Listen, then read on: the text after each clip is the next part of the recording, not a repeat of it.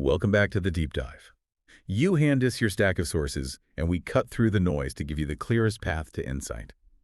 Today, we're digging into something I think is a universal frustration for any service business owner. It's that client who, they love you, they give you the 5-star review, they pay that $12,000 invoice instantly, and then Poof, gone. exactly, they just vanish. You did great work, you nailed the project, but suddenly you're right back on that hamster wheel trying to find the next new client to replace the revenue you just earned. Yeah. Our sources call this operating as a project completer. You're great at finishing tasks, but you haven't really built a predictable business yet. And that mindset, being stuck in what is, a transactional trap, that is the single biggest barrier to growth. I mean, our mission in this deep dive is pretty simple. Okay. We're going to show you how shifting your identity from that project completer to a business builder can often double, sometimes even triple your revenue. And without spending more on lead gen. Without spending a single dollar more on lead generation, you're basically leveraging the gold mine you already own. So what's the hook? What's the main idea? Well, the first big aha moment here is that client retention isn't passive. It's not just about stopping clients from leaving you. That's a lagging indicator. Right. The real leverage point is increasing what we call transaction frequency. We need to stop obsessing over retention rates, they stay on my roster, and start asking, how many times did they actively buy something this year? Because if that number is low, like 1.2, your high retention rate is just a comfort blanket that's frankly keeping you cold. Okay, let's unpack that. Right. Because the cost of being stuck in this one transaction trap it's staggering when you actually look at the numbers. It is. This isn't just about efficiency. This is like basic business economics that I think a lot of us just overlook. Completely. So let's run the simplest numbers from the research. Yeah. Imagine you've got 50 clients a year.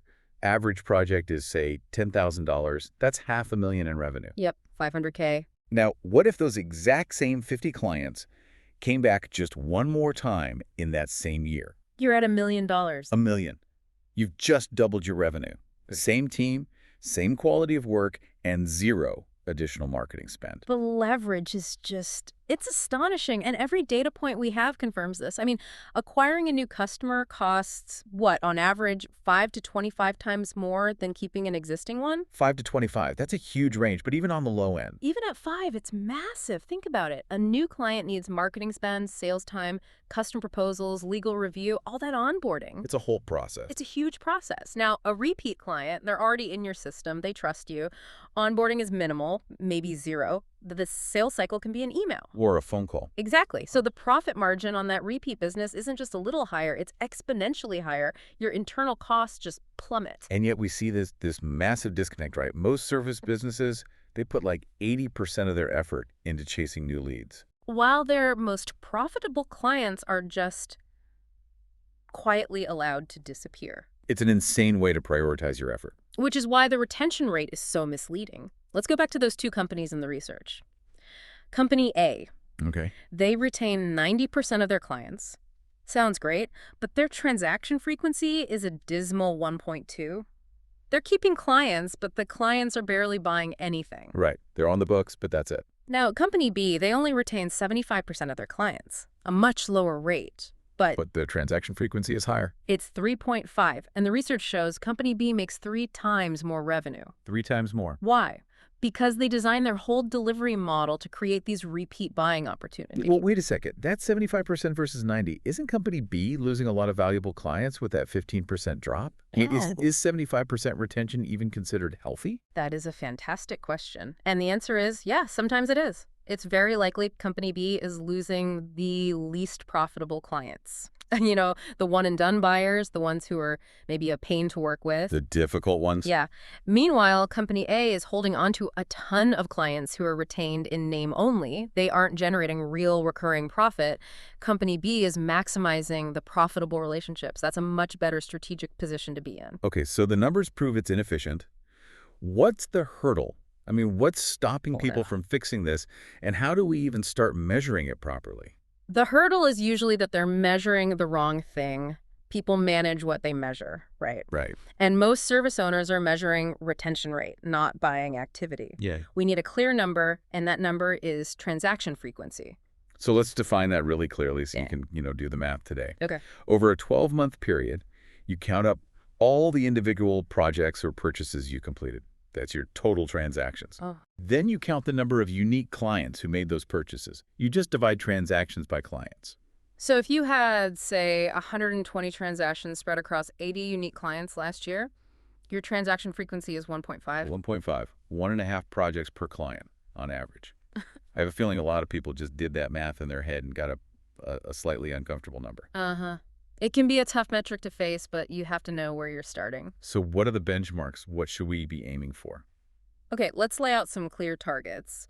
If you're at 1.0 to 1.5, you're in that one transaction trap. That's pretty much the industry average for project-based firms. Standard, but not good. Exactly. If you're between, say, 1.6 and 2.5, you're seeing signs of life. You're making progress. Being somewhere. Now, 2.6 to 4.0, that's strong. Mm. That puts you in the top 20% of service businesses. And anything above a 4.0, that is retention excellence, top 5%. And that really clarifies why the normal retention rate benchmarks are so useless on their own. They're totally misleading. An accounting firm might have 90% retention, a consulting firm 80%. Those sound like A-plus grades. They sound fantastic. But they hide the truth. That 90% retention is meaningless if their frequency is 1.1, because it means 9 out of 10 clients only come back for that single annual tax return. And they're probably competing on price for that one transaction every year. Exactly.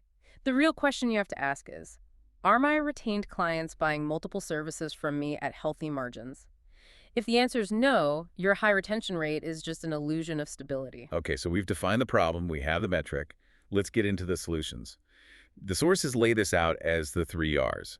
And it's not about being slick or salesy. Not at all. This is about structural design. The 3 Rs are repeat purchase systems, that's R1, relationship nurturing, R2, and result amplification, R3. Let's start with R1, repeat purchase systems. Right. So the core problem, structurally, is that most service work is packaged as a discrete project. It has a clear start and a clear end. Project's done, invoices paid, relationship over. Relationship defaults to 0. So we have to physically restructure the service itself to encourage ongoing work. So how do you do that without scaring people off? Like if I'm a marketing agency, I sell a $15,000 website. If I break it into 3 phases, foundation, optimization, expansion, won't the client just buy phase 1 and then leave? That's the most common fear. But it's all in how you frame it. You're not selling 3 separate projects. You're selling one continuous engagement that's just structured in phases. I see. The initial proposal locks in the commitment to the final outcome, but you allow for phased delivery and phased payment. The examples are powerful. That consulting firm selling an $8,000 assessment, their frequency was 1.1. The one-off. A total one-off. They restructured it into 3 phases: diagnostic, strategy build, and then implementation support. Their frequency shot up to 3.0, and revenue per client went from about $8,000 to $24,000. With the same total amount of work. The exact same scope of work, just framed as a partnership journey. And the other big strategy for R1 is ongoing agreements, like retainers or maintenance plans. Absolutely. Make it part of the deal. An IT firm builds in quarterly security audits. A graphic designer bundles ongoing brand asset management with a logo project. The HVAC company example really drives this home. Oh, it's perfect. If they only fix broken air conditioners, their frequency is 1.0, emergency calls only. Right. But if they bundle a mandatory annual maintenance agreement with every new installation, spring tune-up, fall tune-up, priority service, their frequency jumps to 3.2. Their revenue goes from unpredictable to highly predictable. Okay, so once the structure, R1, is in place, we get to the human element, R2. Relationship nurturing. I feel like this is where so much money is just left on the table. So much. Because businesses deliver great work, they send the invoice, and then they functionally disappear. They go dark. And when you go dark, the relationship goes cold.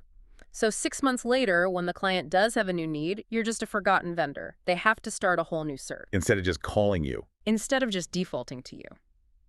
The key to R2 is that staying in touch isn't about sales. It's about maintaining your status as a genuine partner by delivering value they're not paying for. And the sources say this creates a sense of reciprocity.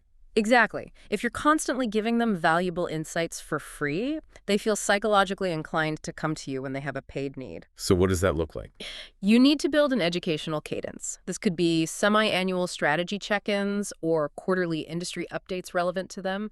If you're a financial consultant, you should be sending out monthly briefings on market shifts. It can't just be a generic newsletter. No, it has to be relevant, delivered value. The law firm example is a brilliant case study for this. Okay. Historically, their frequency was like 1.2. They were just the emergency responders, the 911 call. Right. Something breaks, you call the lawyer. Exactly. Then they implemented quarterly, no-cost legal health check emails and semi-annual calls to proactively discuss changing regulations. Their frequency jumped to 2.8. They became the trusted advisor who keeps the client out of trouble. And that partnership status isn't just about advice. It's built on clear results. Yeah. Which brings us to R3, result amplification. Yes. The problem here isn't bad work. It's failing to document and communicate the value you delivered. Because clients forget. They absolutely forget. 3 months after a project, that initial excitement is gone. They often can't even articulate why they loved working with you. R3 is a system you build to create concrete, measurable proof of your success. So it's obvious they should hire you again. It's a no-brainer, and you have to measure and report outcomes, not just deliverables. That's a huge distinction. Huge. Don't say, we delivered 12 blog posts. Say, this campaign drove a 40% increase in qualified traffic and a 28% jump in inbound leads. One is a task, the other is revenue. And this needs to be regular reporting. You create what the sources call value documentation. Yes. Not just one report at the end. Quarterly results reports, an annual impact summary. These reports are your best salesperson. And crucially, using comparison frameworks. The before and after. You have to. Show them their conversion rate went from 12% to 28%. And then this is the key. Show them the financial impact of that change in actual dollars. You're proving the ROI of your existence. Wow. The marketing agencies in the study, they were stuck at 1.5 frequency because clients felt a project was done. But when they started sending quarterly marketing ROI reports showing, $85,000 in revenue generated from a $12,000 spend. Continuing the relationship becomes a financial necessity. It's not even a decision anymore. Of course you continue. Their frequency shot up to 3.2 just by making their value mathematically undeniable. Okay, so implementing the 3 Rs is a big change. We have to talk about the timeline. This isn't an overnight fix, right? No, not at all. You need patience. The first 2 months always feel the slowest. You're implementing the system redesigning offers for R1, building your nurture calendar for R2, creating the reporting for R3. Laying the foundation. Exactly. You might see the first few repeat purchases around month 2. Then, months 3 through 6, you start to see real patterns emerge. Your phase 1 clients are now smoothly moving to phase 2. Your nurture touch points are generating little inbound inquiries. Your frequency starts to climb maybe to 1.8 or 2.0. And then the back half of the year is where it really takes off. That's the acceleration phase. Months 7 to 12, that's the compounding. Clients who started 6 months ago are now on transaction 3 or 4. New clients are entering this high-frequency system from day 1. By the end of the year, your frequency could easily be double or triple what it was. And no more leads. No increase in lead generation. That's why the identity shift is so powerful. You stop being the reactive project completer who's always hunting, and you become the strategic partnership builder with a predictable revenue stream. It changes your whole reality. And that really is the massive opportunity for everyone listening. If you're at that average 1.0 or 1.5 frequency, moving it to 3.0 triples the efficiency of your entire business. Same expertise, same happy clients. Just a totally different design. So a quick recap. The framework is the 3 Rs. R1, repeat purchase systems, is about redesigning your service structure. R2, relationship nurturing, is about becoming a true partner who delivers value. And R3, result amplification, is about demonstrating that undeniable value with hard numbers. Right. And before you move on to your next task today, just pause for a second. Think about one client you recently finished a project for. They were thrilled, but you haven't talked to them in a month. What's one single low-cost value delivery touch point from R2 that you could do this week? Maybe there's a quick industry update just for them, or a heads up about a regulatory change. Something that transforms you from a vendor they hired into a proactive partner they rely on. And makes that next transaction inevitable. An inevitable conclusion. Find your transaction frequency opportunity, apply these concepts, start building those lasting partnerships. That's it for this deep dive. We'll see you next time.